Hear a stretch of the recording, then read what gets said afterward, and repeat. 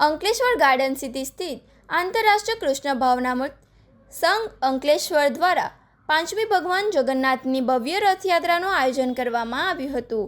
ભગવાન જગન્નાથ, ભાઈ બલભદ્ર અને બહેન સુભદ્રાને આ નગરચર્યા પધરામણી અંકલેશ્વર વાસીઓએ ભક્તિભાવપૂર્વક વધાવી લીધી હતી.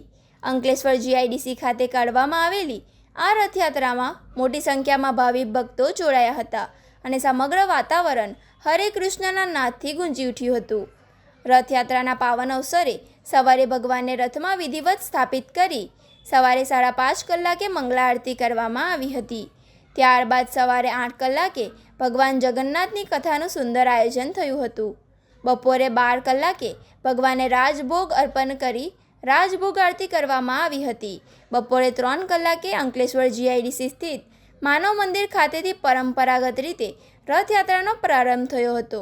આ યાત્રા GIDCના વિધિ માર્ગો પર ધૂમધૂમથી ફરીને સાંજે 7 કલાકે ગાર્ડન સિટી ખાતે નિર્માણાધીન શ્રી શ્રી રાધા ગોપીનાથ મંદિર ખાતે પહોંચી હતી, જે યાત્રાનું વિરામ થયું હતું.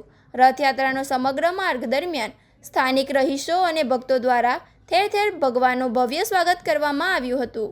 માર્ગમાં ભક્તો માટે વિવિધ પ્રસાદીનું વિતરણ પણ કરાયું હતું. યાત્રાના સમાપન બાદ સાંજે ભવ્ય મહાઆરતી અને ત્યારબાદ મહાપ્રસાદનું આયોજન કરવામાં આવ્યું હતું, જેનો હજારો ભક્તો લાભ લીધો હતો. આ સમગ્ર ધાર્મિક મહોત્સવ મંદિરના તમામ હરિદાસ પ્રભુના વડપણ હેઠળ ખૂબ જ ઉત્સાહપૂર્વક અને શાંતિપૂર્ણ વાતાવરણમાં સંપન્ન થયો હતો. જય જગન્નાથ, જય જગન્નાથ. આજે ઇસ્કોન તરફથી અંકલેશ્વર નોટિફાઈડમાં જગન્નાથજીની રથયાત્રા નીકળે છે, જે નગર ચર્ચા કરવા માટે ભગવાન નીકળે છે.